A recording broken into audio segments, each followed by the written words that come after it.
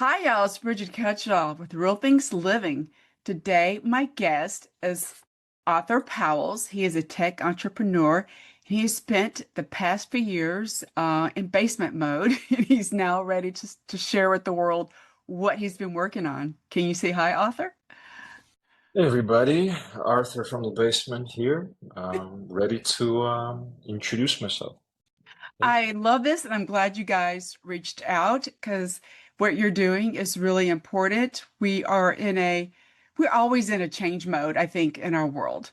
And it just seems to be happening faster, but it really is not. People talk about AI a lot, but they don't understand it. And it's tech has always kind of been there. So now we're just gotta embrace it. I think it's not going away, right, Arthur? No, yeah, I mean, you go back 300,000 years, so this is when humanity, or let's say human animals, appeared. But we did not actually unite into groups larger than 150 for the first, I'd say, 230,000 years. So it took us over 200,000 years for sure to figure out how to stick together. And this is what tech is to me.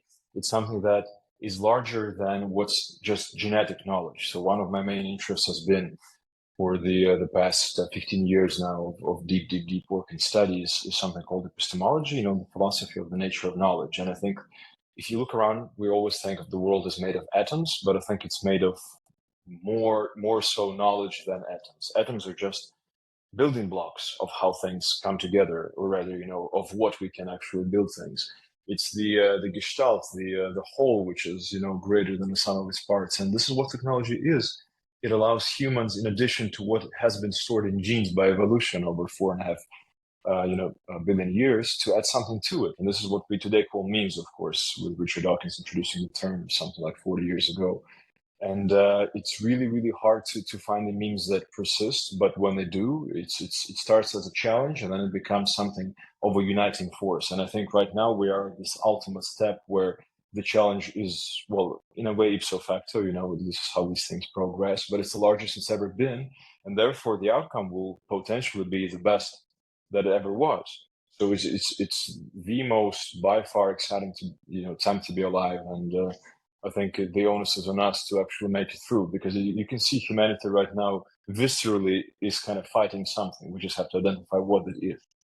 Yeah, they're not sure what they're fighting either. And I think I'm from that generation where tech, like computers, came out for the public, not just for the government, right? And then we had emails that slowly graduated. And then I guess the internet was back then, we could just plug it into our telephone lines, in a home. But I thought that gave me some freedom. That's kind of how I looked at it and not having to drive everywhere. And I think we just need to be we just need to be open into listening to stories like yours because that we have to understand it. We have to ask questions. And I think your curiosity, I think sees you a very curious person. It'll help us become better humans, maybe. Yeah. Well, or more human humans in a way, it's like what differentiates a human being from a human animal. I always think about this. Like I said, so we have sort of been just human animals, very advanced, large brains. We could walk, we could create tools, but we never knew what it was to be united and why we should unite. And what the internet has done, you see, in the beginning, remember, we didn't have social media. There was not this maximalized resentment. So there was a time when we kind of connected and everything seemed optimistic that it would lead to a good outcome. I think the reason that it hasn't yet is that at a certain point, this connection, you see, like you said, the email is just it's a very restricted, let's say, low bandwidth way. So you are connected to everybody, but you are connected just so. So you can't, for example, have a sense of FOMO or something so strong as to get that bitterness and resentfulness. So where we are today is the bandwidth between everybody is high enough for the animal brain to be agitated, but not high enough for the prefrontal cortex to be satisfied. So we are at a breaking point where we either understand the next step, which is this further connection, where social media looks like real social media, where it's connected to us being together, think of going to somebody's dinner. You're a guest, they're a host. It's a very different communication. If you go to somebody's profile on X, well, you're not saying, may I and should I. You're saying all the things you couldn't say in a church or really anywhere. So we are in a very interesting point where I think AI and you can call it mass media, you can call it AI, but to me it's the same thing.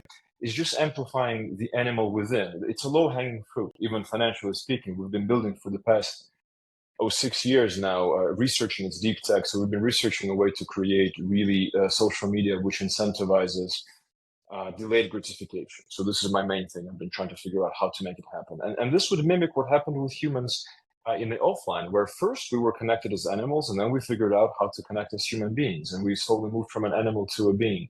So this is the challenge in the online sphere now, but everything moves much quicker, and we really need to ensure that we have both, physical health. So that's why I've ventured into health span extension, beginning with small steps such as creating AI models of hair follicles to prevent hair graying, and then furthering into hair aging, and then doing it for skin and bone and muscle. And this is all natural stuff. It's all given by Mother Nature. We just need to use this is a good use of AI to model all of the nutrients, how they work together. So the physical aspect of health is very important to me, and I just started this recently with the Hair Labs and Vital Labs. And soon, hopefully, we will be done with our deep tech research, and will be coming out for mental health with apps that really bring people together. And it's incentivized in quite a kind of a little complex way. But when we do launch, I think the product will explain itself. It will incentivize you being more human. Hard to believe, but even harder to do, but necessary. It is hard to be a human. As you were talking that we are really animals, but we have progressed over the years. It took a long time. And I think your brain, and people like you're helping so many people. And I've embraced myself, the focusing on taking care of me naturally, not popping, say pop, doing fake stuff. That it just, again, it had a lot to do with your background, right? And the environment that you're in. And I think that's maybe why I heard a lot that mental health has declined. Is that the right word? And it could be because of all the negativity that is out there um, on the internet. And I Yeah. personally, I like to share stuff, but I've always tried to look at it from a positive perspective. I don't know why my brain is wired that way for some reason. Yeah. Well, it's something which is called the default mode network, and it matures in mid to late 20s. And if you were lucky enough to wire it in such a way that you can take all of the negativity, then that's great. But for a lot of us, we don't get to that point. So Right. I think, well, first of all, I do separate the being of a human being in four stages, or really any epistemological dynamic. It's a pattern which is formed in the universe, then it persists, then it resonates, then it reverberates. You could look at it very roughly as a child, a teenager, a mature human being, and then a couple. So these are very different modes of existence. You look at the world differently, and really quite every dynamic in the universe I separate as that. So we would have something like a startup, a scale up, a business, a platform. You have I don't know, like an egg, a caterpillar. Then you've got the chrysalis and then the butterfly. So really everything is in life or in business or anything else. It goes through these stages of finding a pattern, then persisting with that pattern, then finally getting a point to which it resonates with other patterns. We can call it beauty, and then it reverberates, brings patterns together. We can call it truth, that becomes a substrate for the next one.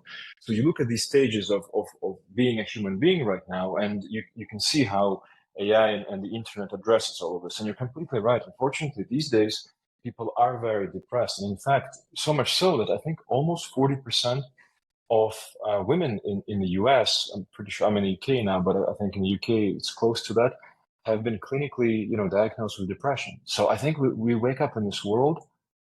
Oh gosh, I mean, this is something we must take so seriously. And I don't think we're doing a very good job, just business-wise and government-wise. I Yeah. understand why, because again, you can incentivize the low-hanging fruit. It pays taxes and it brings people together for agitation online, but that agitation is usually through the lens of the negative. So you're lucky enough to perceive the positive, but those of us in that post-default mode network stage, the stage of being, no longer becoming, they have become who they have become, and they need a fallback option. They need to have a world around them which promotes equanimity and also incentivizes in them some behavior which is rewarded not through an ad model like Facebook or X, Twitter, and so on, but rewarded through other models. And those models are very hard to build. And like I said, it will be very exciting for me to share it with you soon. I'm putting in my 14-hour days, and my team is also. Wow.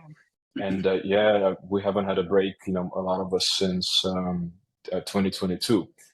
So it's probably another year or two like this, but the fruit, which is not low hanging, is kissed by the sun. And I really think that it is possible to build social media. All you need to do is, how did nature incentivize delayed gratification? And we can prove, using really the second law of thermodynamics and the first principles, we can prove that delayed gratification ultimately does map to business models, money as a database of effort and so on. It does map better. It's just that to get to something which delays gratification, you need to, well, basically delay your business in a way. So this is what we're building, and you have to have a very strong substratum of humanity for AI to also coexist with us. If humanity is weak, then what AI will do is it falls down on our prefrontal cortex, but it crushes it and goes back into the animal mode. And Elon Musk and everybody else is always saying, watch the skies. Why aren't there any aliens there? What's the? It's called the Fermi paradox. In such a large universe, are we really alone? How is it possible? My answer has always been that we're not alone. It's just that all of the other civilizations, the final great filter is that when they discover the nature of knowledge and they build their own AIs, they optimize away the effort. They optimize away the effort by retreating into virtual worlds where all of their physical needs are satisfied, and they're no longer curious for the actual world, for the actual imperfect physical aspect of being, the natural and so on. But just as humans are a substratum of AI, nature is a substratum of humanity. And that's why I think there are a lot of answers in nature. And we can actually use AI to look through nature in that way, from both up and down, to reinforce what it means to be human. And in the end, it just means being together for meaningful reasons, creating meaningful things. That's what we're trying to motivate. Yeah, I like that. And you had mentioned patterns in the past. I talked to someone recently. He said we need more pattern breakers. Is that the right word? And that to help us, it's going to be hard on some people, but we have to do. That's why I believe in doing small steps. For me, you're more likely to accept it than this massive, rapid change. I mean, that happens. I've been through massive, rapid changes too, but I learned to adapt. And I think it has a lot to do with the people that I have around me. How's that? Yeah. And Yeah, well, that's why, because you are together. yes, we are together, and I do ask a lot of questions. I joke that I'm a PETA. I don't know if you know what PETA means, pain in the ass. That's what PETA means. Oh, I was looking Right, for it's the an acronym. charity that supports animals, no? Right, right. What Okay. PIT. Yeah, right. I Sorry. see. Yeah. But I think we should be open to that. We should Yeah. listen more. We should ask questions more. And that's what you're doing. And we should stop, I don't know, separating ourselves from everybody. We do need to have a community somehow. And I think Yeah. that's what I think I think Zoom is good because I'm talking to you, Arthur. You're on the other side of Yeah. the ocean, right? And Yeah. I just, I think it's so cool. I like how you're doing it's about, longevity isn't about, I mentioned, I saw your document, it's not living longer, it's about living better. And I'm Yeah. totally on for that. To me, it's about quality over quantity. That's kind of how I look at things as well. Exactly. Exactly. It's about living better, and that means having more meaning. You can live forever and be a evil despot dictator, and that's kind of like what I'm very scared of vis-a-vis AI. If it creates those worlds where everybody is separated from everybody else, meaning it gives you your own little kingdom, and you're stuck there, and all of these AI chatbots, you can see them, for example, right now being added to Twitter, to X. They're just there to satisfy your every whim, but it's only in connecting to others that meaning appears. just like humanity appeared out of life and life appeared out of, the universe, something could appear of humanity or out of humanity, but only, again, going back to first principles, you need to connect kind of like despite and because of your differences. I call these things genetic strategy. So everybody has their own biological genetic strategy. And it appears, once again, even mathematically, but without going there, that if you bring together people who are not the same, and I don't just mean, visually, to me, it's never been about the color of any part of your body. It's people who have strong different beliefs, who do have genetic, mimetic, any difference. If there is a reason for them to come together, or if they come together to look for that reason, that is the reason that gives the group meaning. So you have, for instance, primitive coming together, of, let's say you're in middle school or something, and you have like a job table for for sporty kids, table for funny kids, table for nerdy kids, and those are easy to bring together. But if they all come together as, oh, I don't know, let's say a company, then each of them brings an extra little talent to solve a problem that matters. Or as I also think of it, they cancel each other's mistakes. Genetic strategies exist to conquer the world in a way, but they never do. So this is what Mother Nature's, so wisely imbued with us. It gives us this necessity to scale to the rest of the world, but it's also impossible. And we always kind of justify why we don't get there. You need to meet others who are like you in that they will fail, but also unlike you in that they have different justifications, and your errors, they cancel out. So you come together, you cancel out all of these mistakes, and you do find something that matters. And this is ultimately why I'm a bit concerned about, well, more than a bit concerned about AI. There is something, I don't know if you heard of this, called I think it's called the San Francisco consensus. In that, in the valley and around San Francisco, they think that in 3 years something called ASI will appear, or at least AGI, but ASI is artificial superintelligence. It's something that can create something which we as humans know to be true, but can no longer understand or prove to understand. So this is a scary notion. And everybody in the valley, if you do look at them, you will see that they are of the same kind. I'm not knocking the nerds. I myself consider myself to be a super nerd, but I'm saying that they are people of the same belief. And I would love to say everything I believe is true and so on, but I know that this isn't how the world works. I know that as soon as I hold something totally dear, I need to also to listen to others who hold things just as dear. And this is why I'm in the UK. And this is why I'm doing something, for example, this can be politically charged today, but when it started, it wasn't. It's something called Project Ukraine. So even before the war, we were looking for talent in Ukraine, which is a very different part of the world. Quite frankly, they do have very different views than we do in the West. My grandma, by the way, was from Ukraine. So I do have this connection. Nothing to do with the war at Right. first. It was just looking for another, let's just put it honestly, like almost like a dead civilization, the civilization of the Eastern, Western Slavic people. So we started hiring there, and we still are during the war, and we're looking for other pockets around the world. I am worried that the valley, the AI they're building, could be more about extending life rather than extending happiness. And they might not even understand that they're walking into this trap, because they are walking together in unison, lockstep. They are too similar and too similar minded. And I don't think we can say that the rest of the world needs to adhere to what they believe. They are very similar in that way to what they're knocking in China. They're saying, well, they have the CCP, the Communist Party, which I agree. They have the terrible things with the Uyghurs and Tibet, certainly. But I'm saying we have our problems in the West. If our future is being built by just one group of people, despite how, or even because of how smart they are, we are in trouble. And that's what we're trying to do here in the UK. And we're looking really for people from all over the world. And if they want to join us, we're hiring everybody. The software we're building, and the biotech, health tech companies we're building, is going to necessitate tens of thousands of people to come together. And I think ensure that the future is human, not animal. Uh, AI should be called animalistic intelligence. I like that. I totally agree with you. We need to have different perspectives in there, and not have the same mindset, because that's not how I think we're going to progress, proper or ethically, maybe morally. Because like you mentioned, some bad stuff could slip in there that they're not aware of, and they Yeah. need to have different people involved. And I like what you're doing, people from all over the world. But another thing came to mind as you're talking.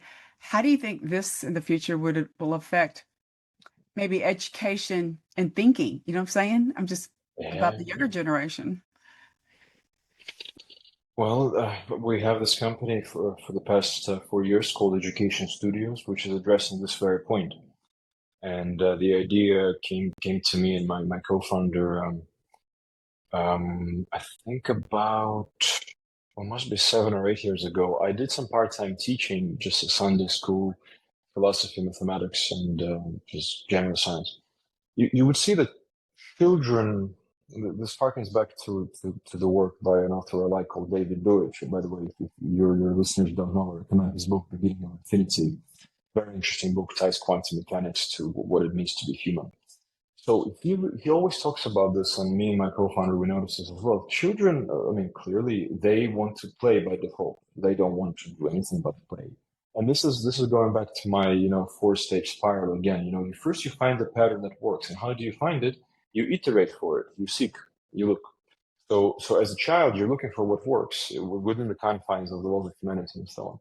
So for all animals, playing does lead to education, except humans, because we are not genetic, we're mimetic. So in culture, there is more stored in culture than just playing with your appendages or whatever else, which is ultimately genetic.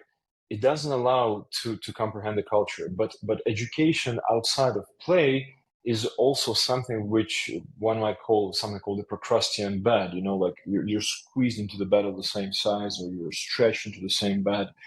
It's very hard to tailor education in the old system. So what we're trying to create, we're creating this sandbox model using AI mentors and humans, which generates adventures for children, both in the virtual and in the real world, depending on where you are in the context.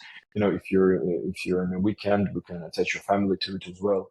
We are really trying to gamify education. This is connected to all the other social media we do, but for this part of being a human being, the child, and by the way, you will notice that this is the only part where AI hasn't, or mass media or social media hasn't crept in yet. This is the one that we are still protecting as society. Not perfectly, but we do understand how dangerous AI is. We fully drink from that vessel, but we understand that this is something which is 16 plus, 18 plus. It's like alcohol. We don't give it to children, and this does say something that we need to maybe not regulate, but treat it as such. So we are really addressing this problem. How do you take all of the materials which are educational and fully gamify them? You use nature again, use some online sources, just create these AI models which become your mentors and grow with you, but always work with your parents and your friends and so on. So in fact, this is one of the main things we're trying to understand. How is each stage of human being, if you're a child, if you're a teenager, if you're an adult, or if you're a family, to create 4 different humanizing AI models. And in the meantime, like I said, with Hair Labs and Vital Labs, also to use the power of nature to stay as healthy as we can. Because in the next 3 years, that's the consensus of the like I said, of the San Francisco group, or 6 years or something like 6 to 10 years that others say, the world will drastically change. I mean, it will change as much, I posit, as it did when humanity first appeared out of the animal kind. So like culture became really the main thing. We don't worry today so much about rivers and mountains. Maybe also we should. We worry about what to listen to, what to watch, and so on. There's another layer being built on top of this, and this layer is an unknown unknown. What I do know, if we are not stable and equanimous by then, if we haven't stabilized our dynamic, then we will crash back into the animal, amplified by this. And once again, this is, I think, the solution. The sad solution of the Fermi paradox, I think, is that there's a lot of AI amplified animals floating zombie-like all through the universe. And I really don't like this. We need to be healthy, we need to be happy, and more importantly, we need to be together despite and because of our differences. I like that. I'm totally on the same page with you on that. We do need to be together. We need to be healthy. We need to live better. And like I mentioned earlier, it's about quality of your for me, I use that word because I like that word, but it is kind of I have two sons, and so I do worry a little bit about them. And that generation, the younger generation, they don't want to have children. I think, Arthur, because they're worried about what's going to happen. And they are the ones that grew up playing the video games. I didn't have that when I was young. It's I played games more like Monopoly, you know what I'm saying, not Sure. the same. But we just need to I think education is still very important. They need to have kids have thinking just to think, and I think playing is a really good part of it. Kids ask the best questions. I think Sure. they're smarter, excuse me, than we give them credit for. And Yeah. I was surrounded by my sister's grandsons last week, and they were from like the age 10 to 6, and they were asking they were just, it was so much fun and asking the best questions, and they were being really creative, and that's what I want them to do. And I think I like the word creative because I think that helps you break patterns. It can help you solve problems, right? And Yeah. we just need to be open to that. And I guess the last thing I have for you is the how do how do people balance this between health and consciousness and the tech? What is your perspective on that? Balance between health and consciousness, do you mean vis-a-vis technology or just general? In general, right? Because tech is always going to be there. So Yeah. I I use the Apple Watch. It reminds me I'm a runner still. I think that's Yeah. probably why I like being outside and it makes me a little calmer, right? And I Yeah. don't run marathons, but my Apple Watch, it tells me stand up. You've been sitting too long in front of the computer. Yeah. Just things like that. That helps me balance my life. Yeah. Yeah. Well, I use it as well. I do some martial arts and have some old school physical activity. So I think the answer is quite clear. We just can't pretend that there's one thing and discard the rest. As far as I can tell, there's three different major emergent structures in the universe itself. Nobody's going to say, I'm going to deny, the laws of gravity. Go ahead and try, see what happens. Then there's laws of life. There's this big spiral of life, which took 4 billion years to really get going properly, and that then finally begets humanity, and here we are. We have the laws of humanity. Now we're approaching the new spiral. We can call it the spiral of information, if you want, the spiral of knowledge. And as we start listening to its laws and what that has to say, just don't close your ears to the other underlying spirals. So never use one more than the other. We can't stop our animal within. The animal brain is a beautiful thing. It leads to love, both spiritual and physical, and who wants to go without that? Same way with technology. We can either move into it totally and forget about the animal brain and the human brain and just live in the information space. That would lead to the collapse. So the answer, as always, it's always been true. I'm still a kid, I guess, in a way, in this modern world, but I am 37, and I remember like having ideologies almost chosen subconsciously, but knowing that I'm choosing them, and I can remember, just very fervently believing one thing, either politically or otherwise, than another thing. And only when you get out of that belief, you understand that, hold on a second, it's really all in the end about balance. Really, I know it's trite, but it's just that. If you can balance different things at once, if you can find the metaphors that unite them, this is something to do also with, I'm rereading Arthur Koestler's work on creation and creativity. Creativity is the balance of very different systems that you bring together, unexpected. So both systems are logical, but the way they come together is novel. So same over here. Bring technology into your life as long as it doesn't take away from humanity. Bring humanity into the animal as long as it doesn't take away.